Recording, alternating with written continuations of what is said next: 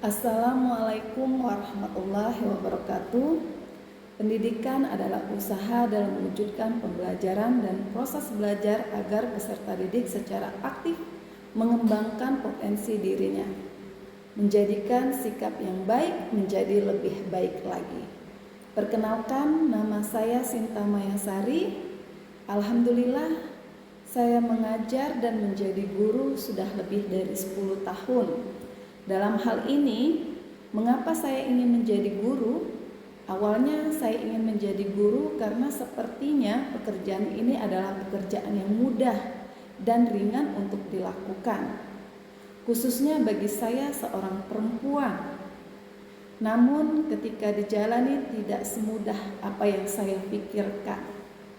Ketika saya bercermin, itu adalah saya. Ya, saya sebagai Sinta. Namun ketika saya melangkah dan sudah berada di lingkungan sekolah, maka saya adalah guru. Guru yang diguguh dan ditiru. Guru yang mungkin selalu dianggap baik dan benar oleh siswanya. Guru yang dikenal orang yang paling sabar karena dapat mengajar lebih dari 25 siswa di dalam kelas dengan karakter yang berbeda pula. Kalau di dalam kelas ada lebih dari 25 siswa, maka akan ada lebih dari 25 karakter atau sifat siswa yang harus guru pahami. Awalnya hal tersebut cukup sulit bagi saya, karena saya belum menjadi seorang ibu dan masih sangat egois. Saya sebagai seorang anak selalu dipahami dan dilayani oleh orang tua saya.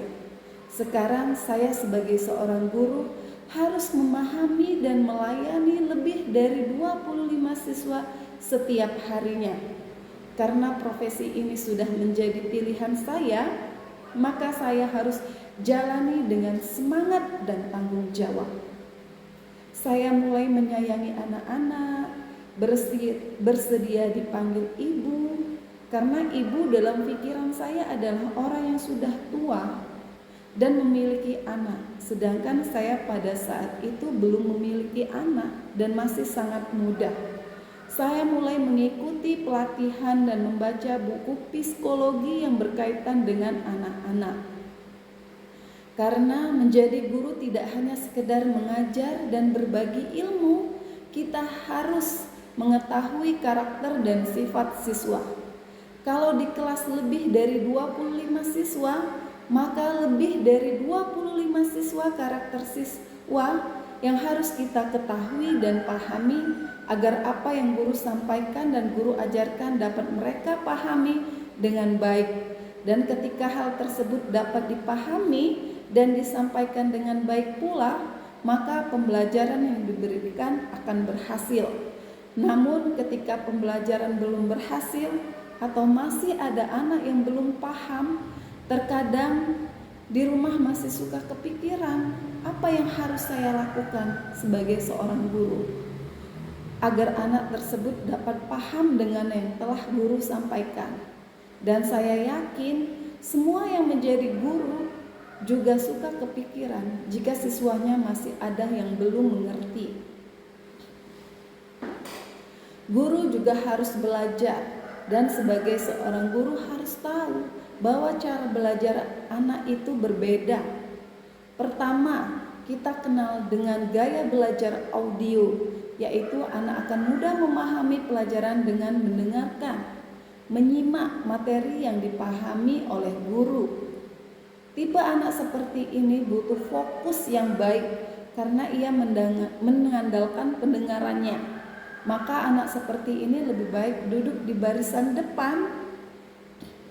Kedua, gaya belajar visual, yaitu tipe belajar yang menampilkan gambar atau media pembelajaran yang nyata.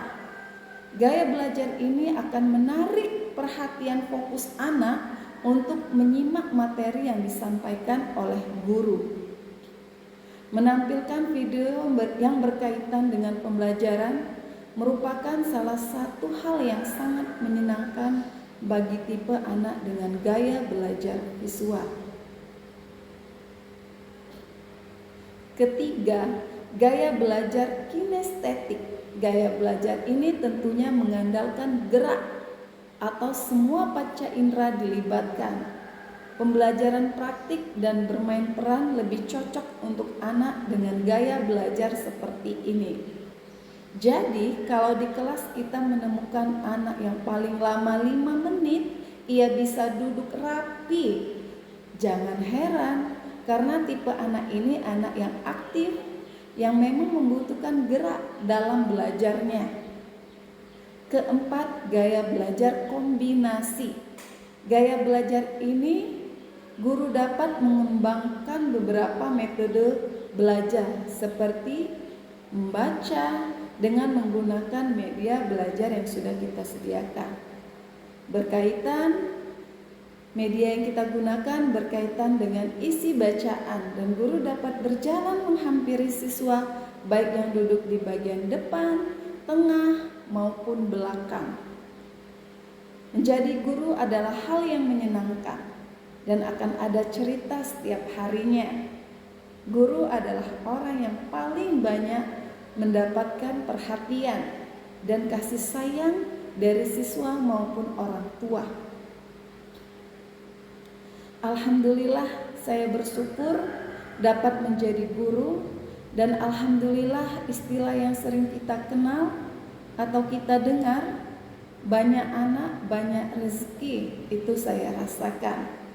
Rezeki bukan hanya dalam bentuk materi, kasih sayang, kesehatan, dan semangat untuk mengajar itu adalah salah satu rezeki yang luar biasa. Jadi, profesi guru adalah hal yang menyenangkan dan membahagiakan. Demikian pengalaman dan cerita saya selama menjadi seorang guru. Mohon maaf apabila dalam cerita saya ini ada hal yang kurang berkenan di hati, dan kepada Allah saya mohon ampun. Sedikit pantun dari saya. Biru laut dalam kolam, ikan paus pandai menyelam. Dari hati yang paling dalam saya tutup dengan salam. Assalamualaikum warahmatullahi wabarakatuh.